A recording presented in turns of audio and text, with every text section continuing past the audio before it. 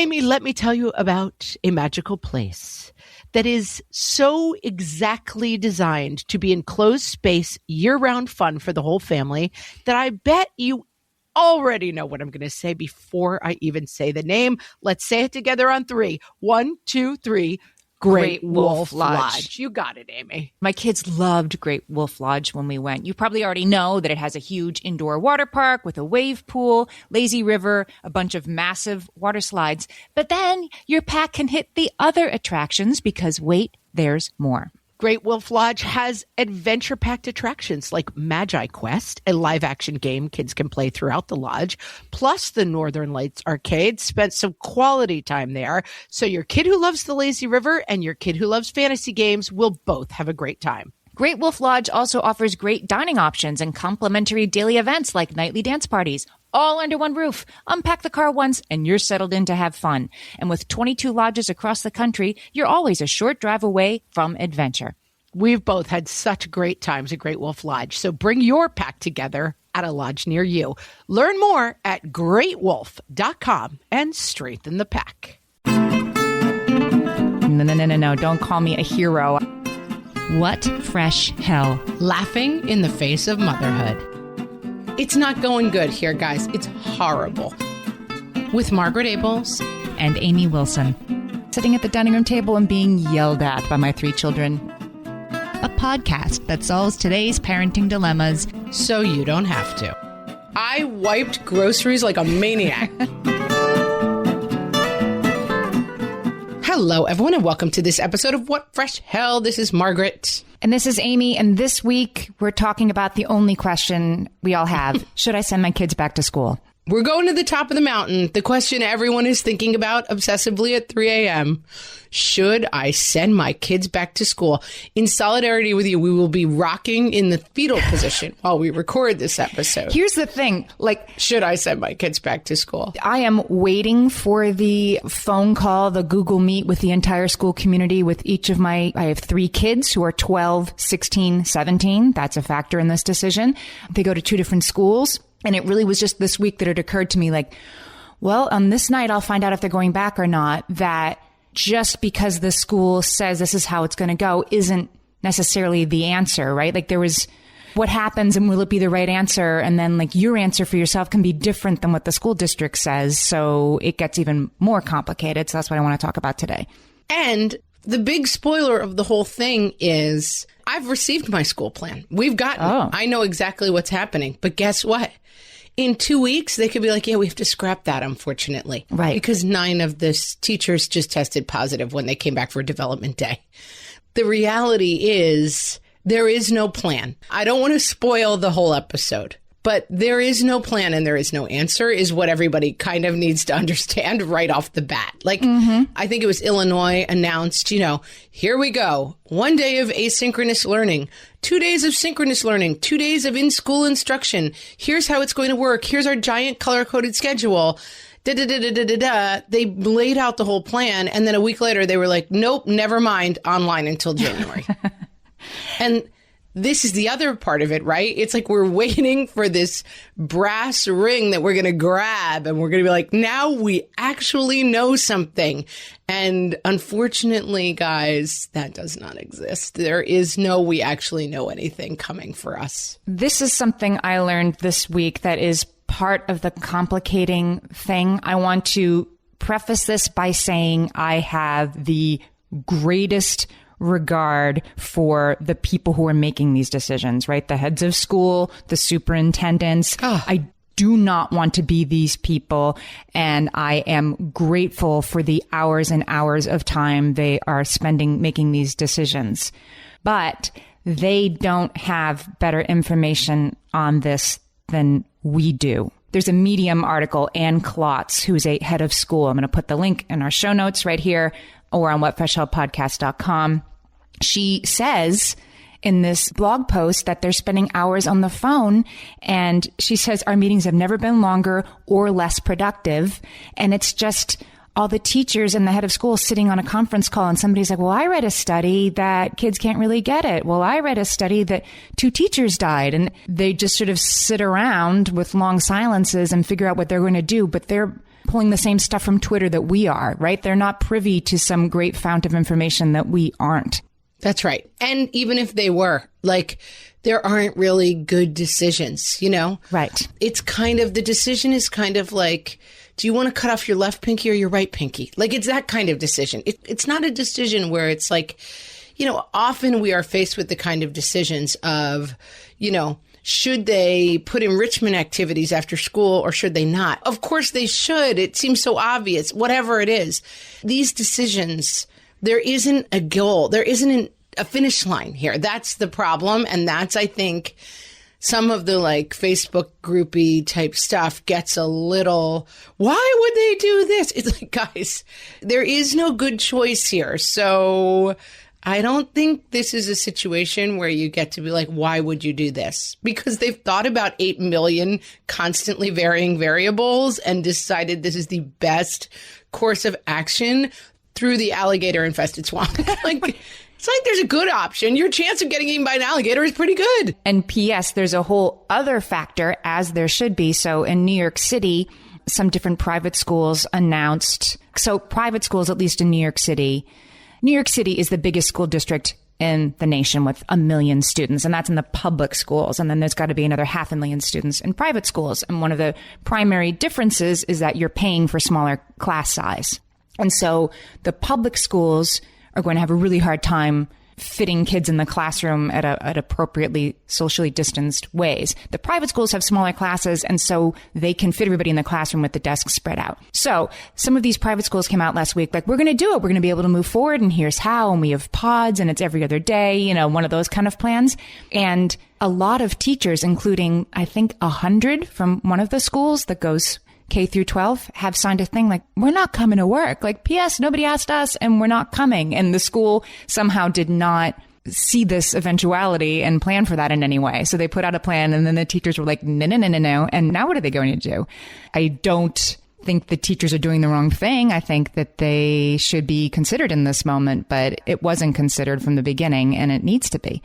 I mean, the advice that we give again and again on the podcast is like, you have to hold this lightly, whether it's like, I have to get my kid to eat healthier foods. I have to get less screens going on. Like, you hold it so tightly that you kind of break it, you know, and you go crazy.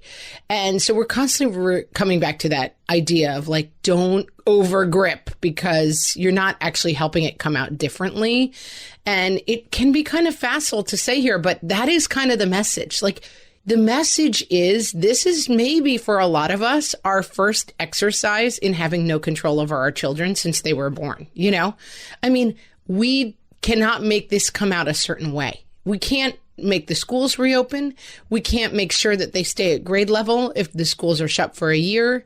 We can't do a lot of things. And I see a lot of activity around me, and I feel myself fighting the idea that I've got an idea. I'm going to form my own pod and hire a teacher and we're going to be in the yard. And I feel like it's all a little bit of an illusion of control, and that the smartest thing we can all do is say, this is an extremely difficult situation that I have no control over.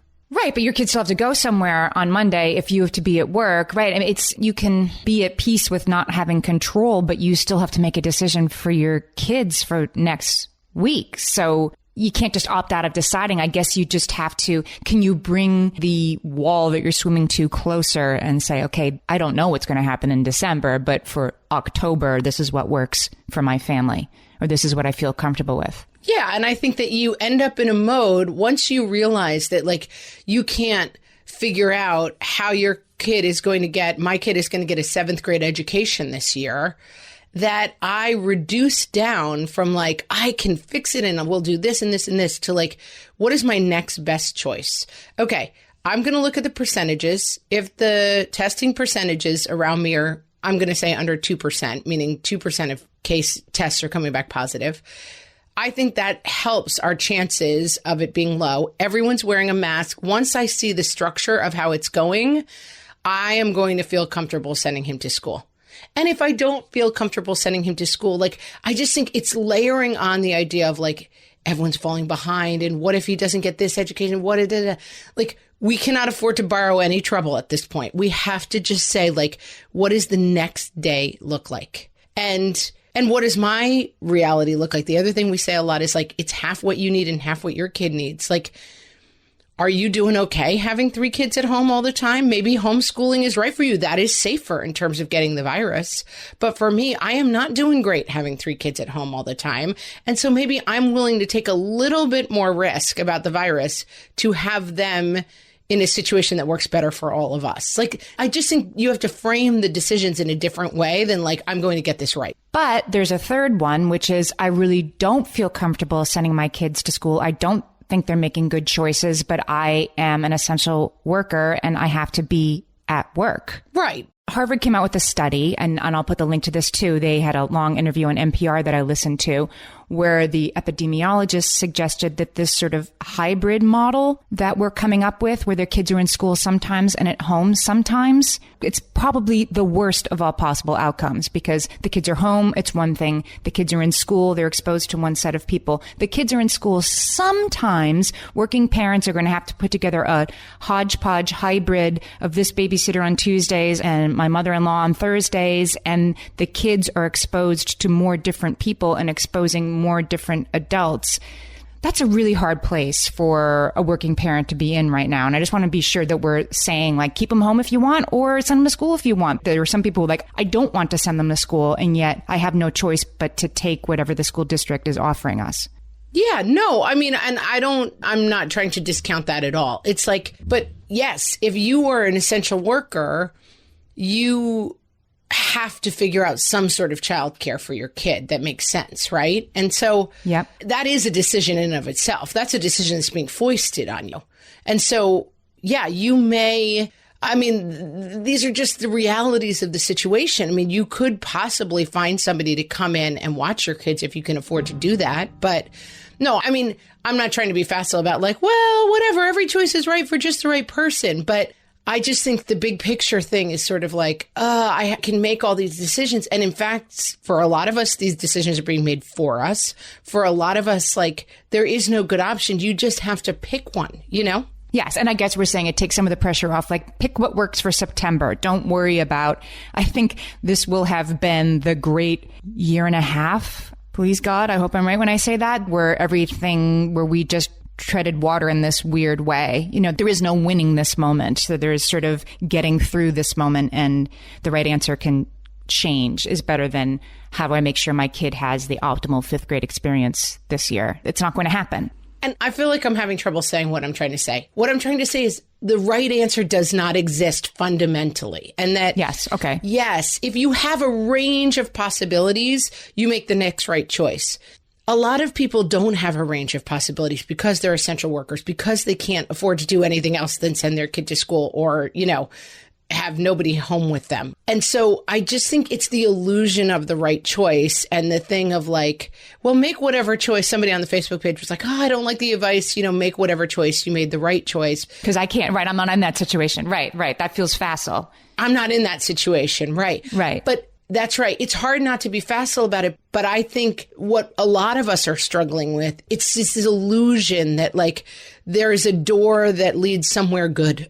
And I just think all of these doors lead somewhere not great, you know, and that part of it I think is important to look at. And your doors are completely different from my doors, right? Can I give you a quote? Yes. There's an article in The Atlantic called "This push to open schools is guaranteed to fail." So just know that before you read the article. Well, I will say, I just said that. I mean, we can talk about this all day, but the schools are not opening, guys. Or they're not staying open. Right. We're not going to open in September and stay open until June. They're not staying open. Yeah, I guess so. It's not happening. I love the plan. I read it. It was color coded. I was like, slow clap to this plan, but talk to me in October and let's see if this is actually happening. Talk to me on October 15th. Right. So Adrienne LaFrance wrote this article for The Atlantic. Again, I'm going to put the link to this in the show notes as well. And she, I thought, distillated the issue really well. So she says, all along, this disaster has been at the same time completely shared and completely individualized. It's a weird dissonance in a collective tragedy because each person, each family has to navigate with intricate specificity to their circumstances. So that's why this is hard, because should I send my kids to school or not is completely different from should you send your kids to school or not for 100,000 reasons. Yes. And that is what school districts are trying to deal with across the board. And that's why basically, I feel like this conversation, like we're kind of bumping up against a million things and kind of saying things wrong. And it's because of exactly this thing. Like, we'll just try to make the next right choice. Easy for you to say, you don't have an immune compromised kid and an essential worker job. Like, right. That's a different situation than I'm in. Right. You're right. Easy for you to say because you don't have your 92-year-old mom living with you. Correct. You know, like that is right. That is different than the situation that I'm in. And God, it's just that's exactly what it is. There's an expression in the autism community. If you've met one kid with autism, you've met one kid with autism. Because autism manifests in so many like unique ways. And it's like, if you've met one person trying to solve the school dilemma, you've met one person trying to solve the school dilemma. It's the same thing. Like, yes, we can talk about this broadly. And in some ways we have to talk about this broadly to have any hope of solving it. But literally, I can already see like the sea of hands being like, actually, but for me. And it's like, you're not wrong. All right. So let's take a break. And when we come back, I'm going to tell you some of the things that are affecting my own decision-making matrix and what I'm finding frustrating. And maybe you'll agree with me. Maybe you won't. For some of us, tax season is one of the only times that we look at our finances fully. And once it's over, well, that was terrible. And it is completely understandable not to want to think about it for another whole year. But using Monarch and being intentional with your finances in an ongoing way helps you see where your money is going and how you can put your refund to best use. We are here to tell you, simplify your finances with Monarch. Monarch is the all-in-one personal finance tool designed to make your life easier. It brings your entire financial life, budgeting, accounts and investments, net worth, and future planning together in one dashboard on your phone or laptop. Feel aware and in control of your finances this tax season and get 50% off your Monarch subscription with code FRESH. As you know, my husband and I are preparing to send, 3 kids off to college, and I cannot tell you how helpful Monarch has been in showing us our full financial picture, helping us to track our spending and reach important savings milestones. Our weekly meeting, Amy, it's now run by Monarch. Love it. Achieve your financial goals for good with Monarch, the all-in-one tool that makes money management simple. Use code FRESH at monarch.com for half off your first year. That's 50% off at monarch.com, code FRESH.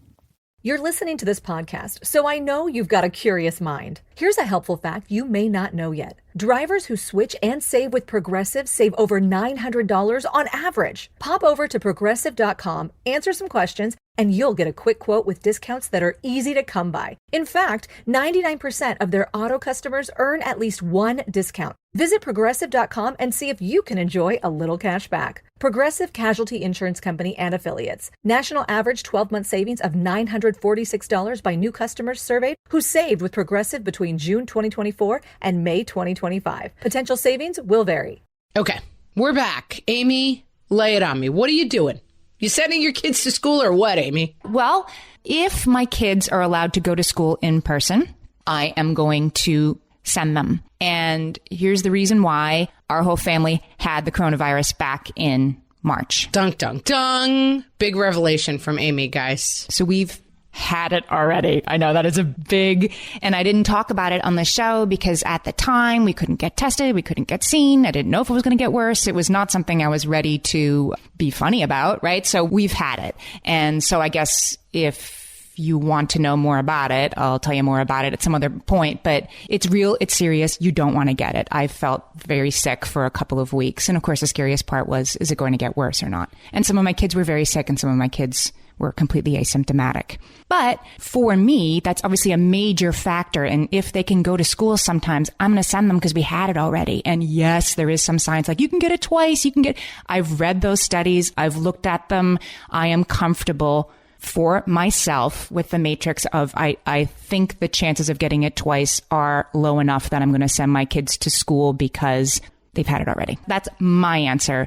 But I don't know. Do you think that's a rare answer? I also think in New York City, that the rate of infection, like it ripped through New York City.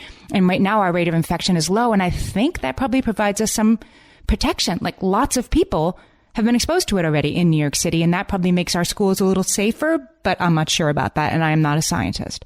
I think that's like rare air. And Amy and I often talk about this, and we'll talk about stuff. And I'm like, oh my God, that's right. You had it already. Like, I just keep coming back to that thing. You can argue that like, maybe you'll get it again. Maybe this, maybe that. I think because it started in January, we would have heard by now if scores of people were getting reinfected again and again. You might get it a year from now. Who knows? But I think you're probably right that you're in a pretty good situation having had it already. And I would feel really different if I were you. I would be very fine with sending my kids to school. And that's like yet another variable that most people don't have. 5 million people have had it in the United States, right? And so the vast majority of people haven't had it. And so that's a whole other set of variables that doesn't apply. Right. But yes, if I were you, I would be sending my kids to school, and I would be very happy to have already gotten over it. The thing I think is difficult for people who don't know that they had it is that we're in this grand moment of, I feel like there's nobody I know who isn't saying, oh, no, we're being totally safe. We're not going anywhere, right? Like, we're not doing anything. And I have one friend who, other than the pediatrician, her kids, they haven't gone anywhere. They've gone to their own backyard. They haven't gone out for pizza. They haven't gone to, a birthday party for the cousin in the backyard, and it's fine. So I have one friend who's done that. I have another friend who's gone on multiple vacations, including like to the shore where everybody's packed in, and, kids going on vacations with other kids. And I'm not here to judge choices. I am here to say that both of those people are telling me that they're being completely safe and they're not going anywhere. Yeah, I mean, the thing is, you have to accept as part of sending your kids back to school that there is a dramatically increased risk of them getting coronavirus and bringing it home. That's part of the equation, because that's right. Like, I mean, in our school, my kids go to public school. I don't know, a couple hundred kids, they're doing so my school's plan is Mondays, everybody learns at home. Tuesdays and Thursdays, one set goes. Wednesdays and Fridays, the other set half goes, right? So that they'll keep the classrooms small, blah, blah, blah. And, they're doing all the protocols. One of my kids is in a summer program at the school, and I have taken him for 4 weeks now. Temperature checks, masks. I feel pretty good about it. I don't worry that much about it. But at the same time, we would be safer not sending him at all. We would. But I just feel like he's a kid who needs extra support in his learning, and that's where he gets it, and he doesn't get it well from me. And one thing I do want to say while we're on that topic, I do not think it is important to worry about your children academically at this point at all. Right. I believe that if you sat home with your kids all day, every day, and they played Fortnite for 1 year straight, they would be fine. I don't think they will be cranky. They will give you a hard time. They will be cranky. They will be annoying. They will be like, have headache. I don't recommend that course of action. Taking it myself. But what I'm saying is the only thing in the cosmos of concern around this area that is not interesting to me is what if my child falls behind academically? I don't believe in that. And I think that we're all in this boat together, at least. And kids are not doing a tremendous amount of learning this year, and that's okay. No one is getting ahead of you in the race. So that's one thing I will say, like, don't worry about. I have a guy who needs very specific kind of supports, and he gets them at summer school. And so it's not about like, he's not going to like learn Mandarin while the other kids are quarantined. Like, that's not happening. And that's nuts to me. I had personal experience with this because one of my kids was pretty sick with coronavirus and just like a long burn, right? And missed a ton of school. And I was focused on the summertime being a time to make up the work. And my child's principal actually said to me, do not worry about it. And I felt like I got like the free pass of all passes, right? This person who I really admire, who I've had a relationship with because all three of my kids have gone to the school, was saying to me no, but it's fine. Like, she gave me the free pass to not worry about that I had been waiting for, because we all know I'm a pleaser. And yeah, so take it from this education specialist if you don't believe us. Like, it's okay. It's like those lists that people make that are like, should I marry him or not? Should I take this job or not? And it's like you make a positive column and a negative column. And coronavirus is basically all negative column. That's kind of what we're saying. Like, there's very few positive column items, but in the positive column is the school part of it. The learning part of it doesn't matter that much, you know?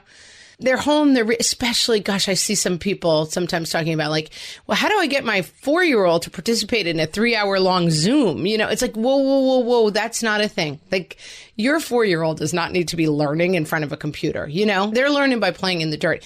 Older kids, it's fine. It's totally fine. That part I want off the list. Okay, well, I'll put this back on the list, that if we're going to be at home, if it's going to be fine, and sometimes they're on Zoom and sometimes they're not, this does land on mother's shoulders more than on father's shoulders. Like, there are studies that show that women have cut their work hours back 5 times more than men during this time. Right. And that, for sure. Yeah. Did you see the study that this was in the Morning Consult. 70% of women said that they are fully or mostly responsible for housework during lockdown. And the same number were like, and I'm also responsible for the kids who are suddenly around all the time and need help because they can't get the Zoom to work.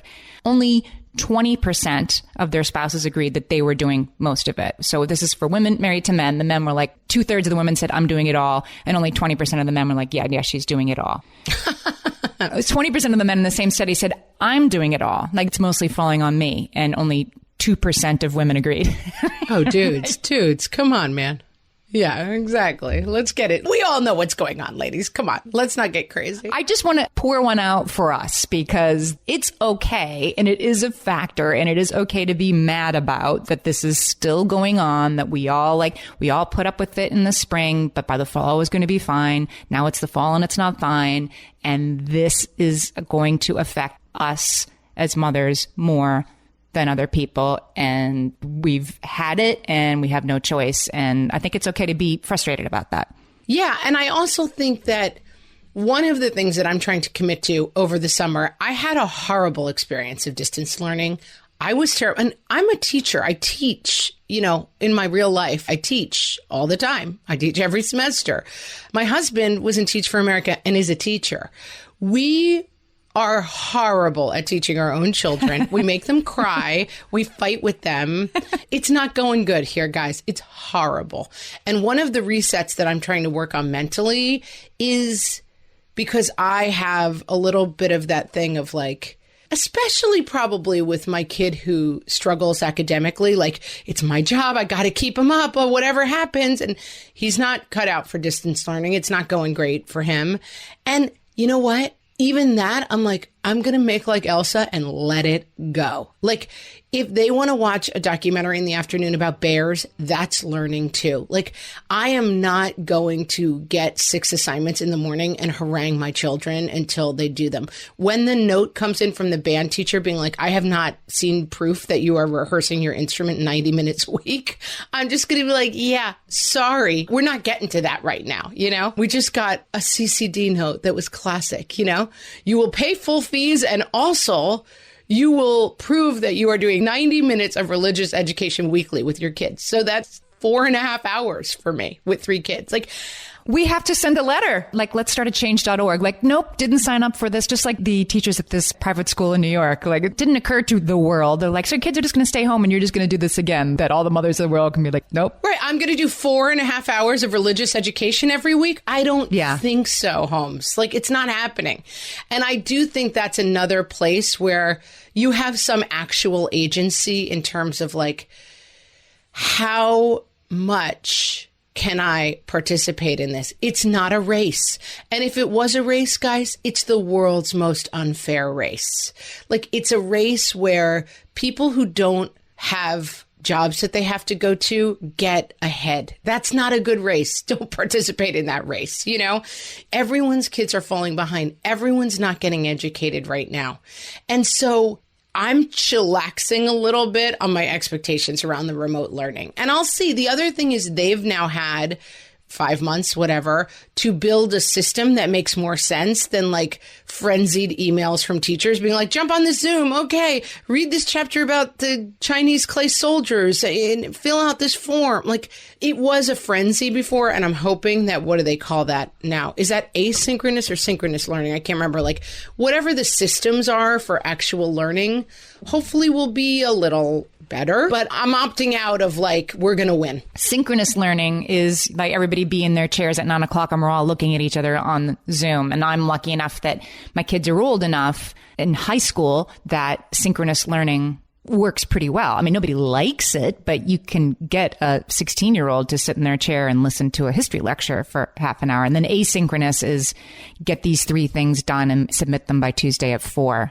And that's hard for all age groups, I think. And it's also another, like, you've met one kid. Like, I have 2 kids who really need help with that. They can't sit in front of a history. And some of it's their age and some of it's their learning styles. But, like, they can't sit in front of a video for half an hour and absorb what's there unless I'm there and pausing it and being like, what does that mean? You know, and really helping them with it. And that's the kind of help and support they would be getting in school. But they don't have it available to them at home unless I sit there. Right. And so I think it's occurring to me as we're speaking, there's going to be reduced compliance from the students. There's going to be reduced compliance from the teachers who are saying like, no, don't call me a hero. I didn't sign up for this. No, thank you. And there's also going to be reduced compliance from the mothers who are like, I can't spend 6 hours a day sitting at the dining room table and being yelled at by my 3 children. No, thank you. There's a lot of refusal. About the Chinese clay soldiers. Like, no, thank you. No, yes, thank you. We're opting out, guys. All right, we'll be right back. You know that thing where you get an amazing pair of shoes at a really great price and want to tell everyone about it? Yeah, so do we. Here at Designer Shoe Warehouse, we'll give you something to brag about, like the latest styles from brands you love, or the trends everyone's obsessing over, or shoes that make you feel like, well, you. So go ahead, show off a little. Find shoes that get you at prices that get your budget. Head to your DSW store or DSW.com today. DSW. Let us surprise you. All my kids learned to swim when they were little. It was super important to me that they be confident and safe in the water. There was only one problem with that, taking them to swim lessons. I mean, the pools were freezing. There were always cranky adults doing laps right there. And it was definitely not, for any of us, what you would call fun. Amy, heard. But now there's Goldfish Swim School. Goldfish takes a really thoughtful approach to swim lessons, combining research-based teaching with a warm, kid-friendly environment that actually helps kids thrive in the water. Every detail at Goldfish is thoughtfully designed to create a golden experience, from shiver-free, warm indoor pools to comfy waiting areas for parents to professionally trained lifeguards on deck. Goldfish uses an approach called the science of swim play, which combines guided play with proven teaching techniques to help kids learn to swim, build water safety skills, and gain confidence, all at their own pace. Lessons are designed to meet kids exactly where they're at. If you've been thinking about swim lessons or just wondering where to start, this is a great opportunity. Right now, Goldfish Swim School is offering a waived membership plus your child's first lesson free at participating locations. Just visit goldfishswimschool.com/free to find a location near you and enroll using promo code FREE. That's goldfishswimschool.com/free, promo code FREE. And now, your principal's responses to your back-to-school questions. From the What Fresh Hell podcast. Wow, we have gotten so much feedback on our back-to-school plan. And we've also had some follow-up questions, so we're just here to clarify a few things that might not have been clear. Our first question comes from a parent who asks, will there be both a remote and in-school option? Great question. We are 100% committed to constructing a plan for at-home live streaming of all classroom instruction, including smartboard simulcasting. And in the week and a half we have left, we are pretty sure we will come somewhat close to figuring all that out. That one is a bit of a sticky wicket. Next question, is the plan being coordinated in conjunction with federal and state guidelines? Oh my gosh, that's a good one. They're serious. This plan was carefully constructed in the teacher's lounge in between bouts of uninterrupted sobbing. And since there are no state and local guidelines, we can confidently say this meets all state and local guidelines. Okay, moving on. The next couple of questions just say, what the in big red letters. So we can move on, I think. This parent wants some clarification on the cohort system for alternate day in-person instruction. Oh, thank God. That one's simple. Okay, on Tuesdays and Thursdays, it's asynchronous learning with an alpha chronic cohort for in-school instruction based on names that end with the letters A, L, X, D, G, M, Q, T, Z, B, J, P, H, and Y. As well as children with pre-existing non-medical opt-outs, students in the ELF program, students who bus for more than 8 kilometers from the school gate, and children under the ARC-5 umbrella. All other children will attend Wednesdays and Fridays. Good. I'm glad we could clear that up. Okay, we're going to skip the death threats, which are the next couple of ones here. There are lots of questions about what lunch will look like. Quote, won't a ton of kids crammed into a cafeteria shouting directly into each other's mouths be a problem? Okay, that one's too hard. We're going to do the final question instead, which is, what is the plan in terms of facing an actual outbreak? I mean, yeah, seriously. If 2.3 kids get it, then this whole system falls apart, and we're totally and completely hosed. And the 1,000 hours I spent on this all summer, instead of, I don't know, relaxing with my own children, going for a bike ride, enjoying 10 minutes of sunshine, then it was all for naught. Thanks for the great questions. This has been your principal's responses to your back-to-school questions. From the What Fresh Hell podcast. Amy, we're supposed to say we solved it in 15 minutes, and we got nothing. Nothing.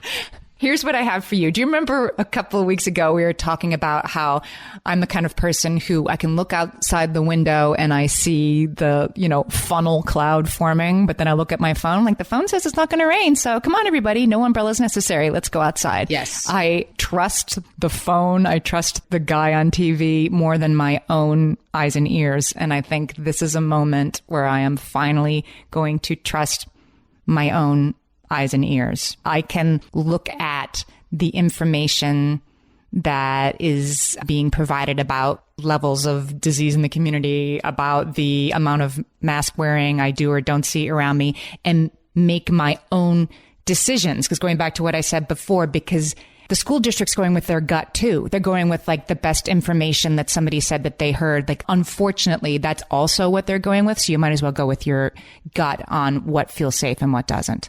Yeah, the only pushback I have on that is I feel like months of Twitter scrolling and pretending to be an epidemiologist has convinced me that I have answers on coronavirus. Right. And I feel like I'm trying to step back from that a bit and be like, do I monitor the weather for 12 hours to determine whether or not there should be a snow day? I don't. I just get a call that says snow day, and I'm fine with that.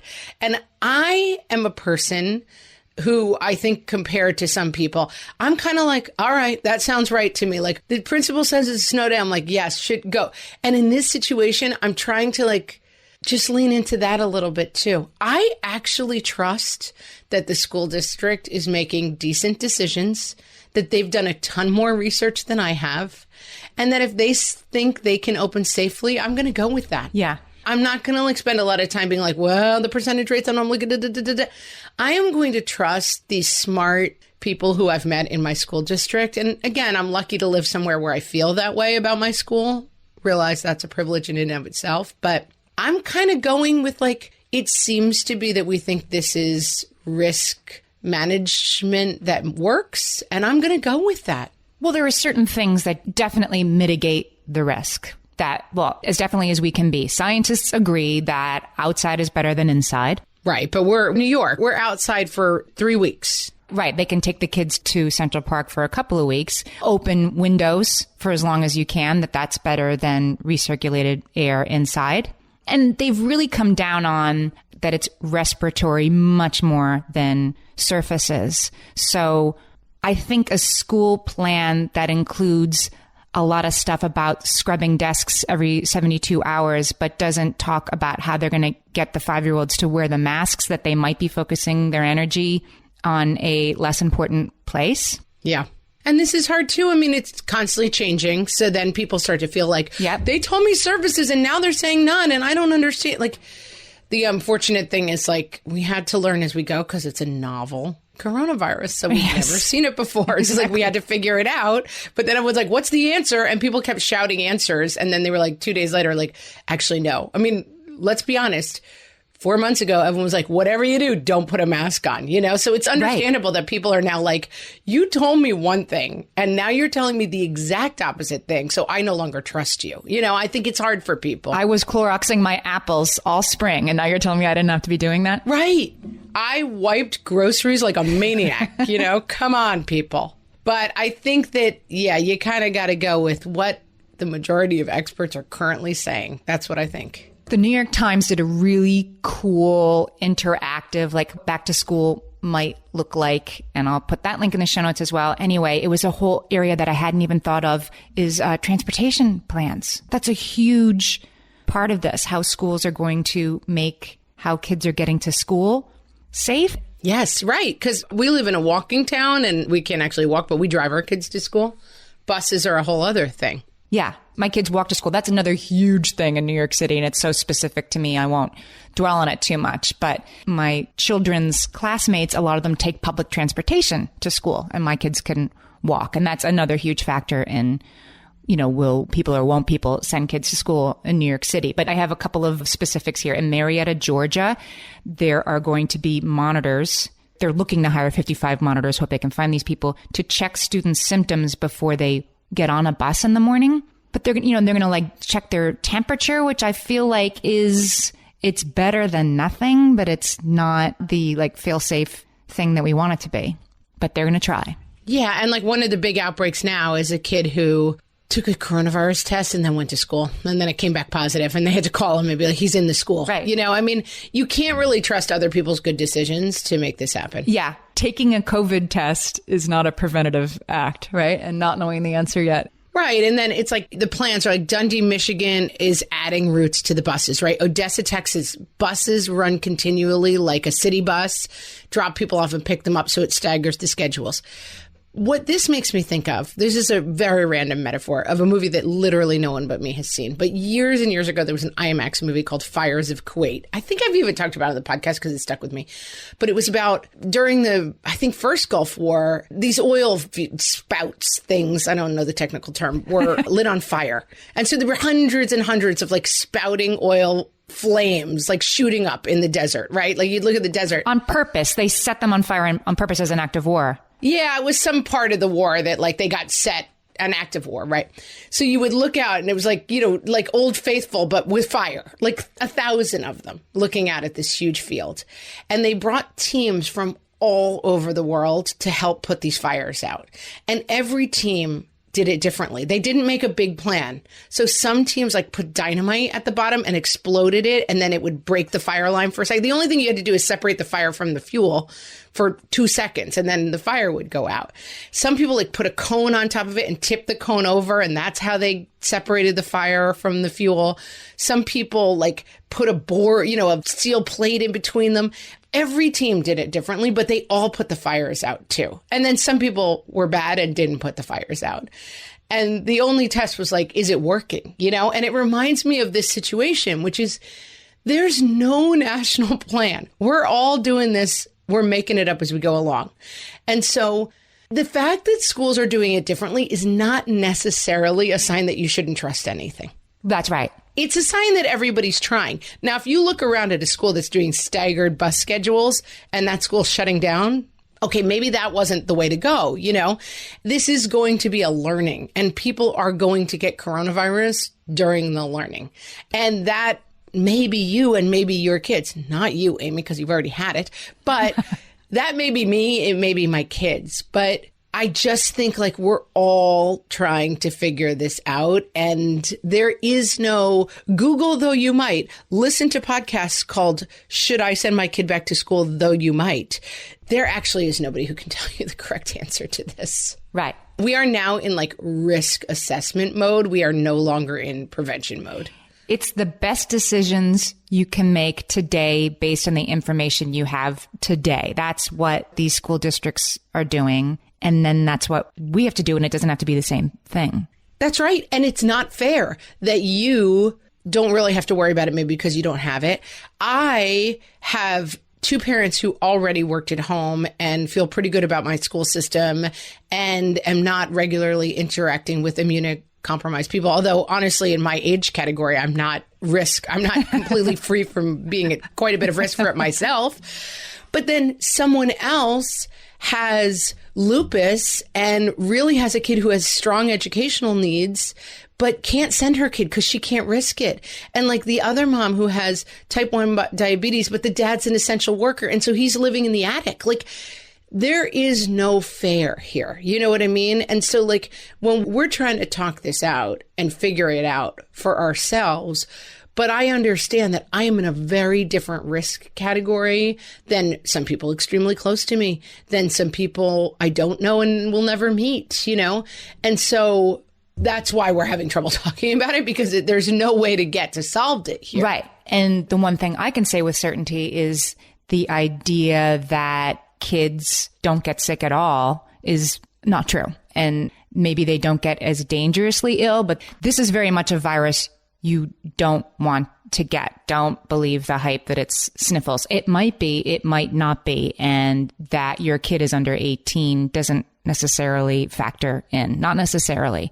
Right. Because you had a child who had a really bad case and a really upsetting case. Yes. And we all fall back on like, yeah, but those kids have underlying conditions. My kid does not have an underlying condition that one could point to. And even then, like, oh, okay, well, they had diabetes. They had bad asthma. So like, oh, okay. So those kids, we can just write that off. I mean, it's human nature, I think, to sort of you always look for they left the back door unlocked and that's why the robber got in, right? Like you look for the thing that distances us. You did something wrong. Couldn't happen to me. Yes, exactly. And that's not true. And this is the problem of hitting the target, because I'm like, well, I think at the end of the day, we all have to take mitigated risks. And then you're like, my kid got it. It was horrible. I don't recommend it. And I'm like, wait a minute. What? Like, we're back to square one, you know, like it's sheesh. That's right. Unfortunately, what we're saying is like, there are no answers. I do think at a certain point, because of the way this virus has developed in the United States and the amount of exposure and how badly this horse is out of the barn. Listen, if I was in charge of the world, I would say every single person in the United States has to lock down for 4 weeks. And we're going to try to break the back of this virus. And then we're going to start contact tracing. Right. If I was in charge. But unfortunately for everyone on earth, I am not in charge of everything. If I was, guys, this would be a utopia that we all live in. But unfortunately, that's not the case. Yep. And so I have to live in a world where we didn't do that. And so now there is a pretty big risk at all times that myself or one of my children is going to contract a pretty nasty virus. And there is a spectrum in which I never leave the house again. And like I bake bread and we put peanut butter on it and we stay home and we go into our yard and back and we have zero risk of getting the virus. Or we go back 100% to regular life and we have a very high risk of getting the virus. And I, for myself, have chosen to end up somewhere in the middle. Yeah. And I also, as part of my calculation, have a dad who's 85 who I only see outside. He doesn't come inside my house, but you know, he might need me to bring him something or I could expose him to it and his chances of surviving it are extremely small. And so, you know, but we have to make these decisions. We can't make decisions and then be like, but you could die of the virus. That's right. Like you could. That's the problem. Like there's no finish line where you're like, and that's why this is the right decision. Ding.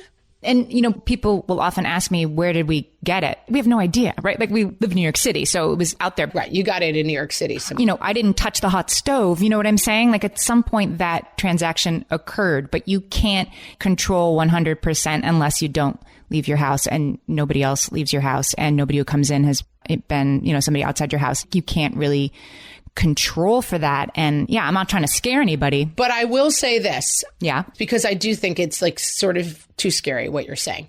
You got it very early March. Yes. And so you got it from someone not wearing a mask in public. Sure, that's right. Exchanging breath with another person.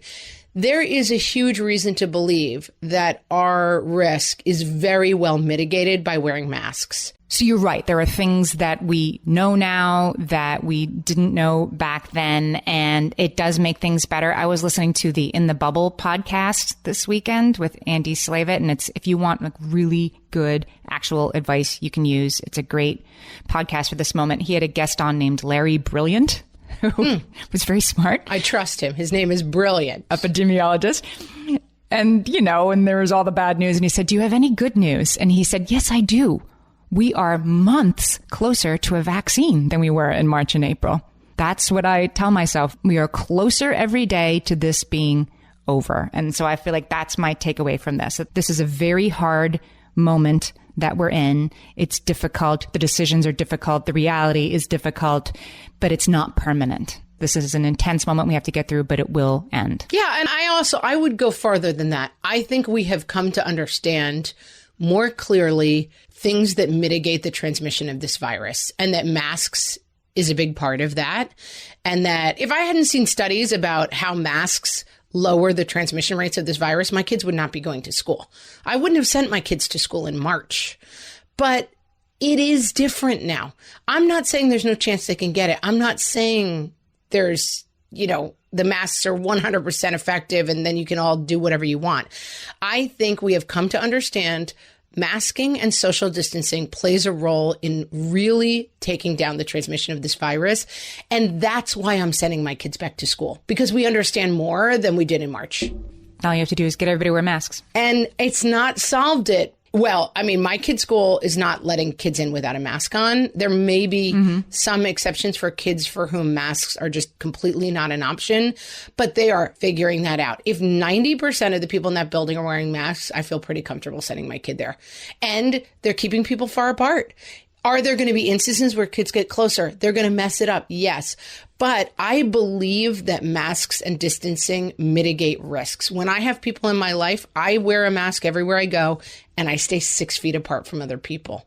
And I believe that significantly mitigates my risk of getting the virus. It doesn't wipe it out. So I'm not just saying like, I'm taking my chances within a set of circumstances that I believe genuinely mitigate the risks. Yeah. And that's how I'm solvent for myself. And I guess as taxpayers, as tuition payers, we have the right to speak up and make sure that the schools are doing what they can, if we are going to send our kids, to go by what has been proven to work and spend less time on, Cloroxing every apple, so to speak. That's right. And it will continue to evolve. They'll learn new things. Everyone's figuring this out. But that's right. Like, I would say for myself, I would not send my kid to a school where masks are not required, and I would not send my kid to a school that is not practicing social distancing. That is a choice I would not make for myself. But I feel comfortable with the mitigation measures, and I say, all right, I get how this works. And then that much reduced chance I'm willing to take. So I feel like you've solved it for you and I've solved it for me, and we're not going to tell you guys what to do because it's completely different for every single person. There you go. Solved it, adjusted for present circumstances, guys. That's as far as we can get this time. For very personal circumstances. Anyway, whatever, the decision sucks and this is really hard, and we see you and we get that you're struggling with it. And we have a community on Facebook. We have a group and a page. Come find us at What Fresh Hellcast and talk about this stuff, because there's a lot of other mothers who are struggling, and that group is a very supportive, warm bath of, yeah, this is tough, which I think we all need right now. And people helping each other make these decisions, which is important.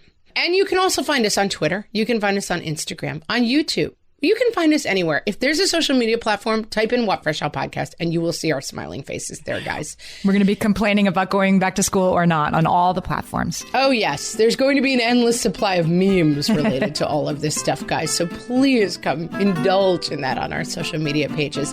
And with that, man, guys, try to get out of that fetal position every once in a while and stop rocking. I was going to say it's going to be okay. Total lie. It's going to be what it's going to be. It's going to be, yeah. And worrying doesn't help. Yeah. Guys, we'll talk to you next week. Hang in there, guys. Talk to you next week.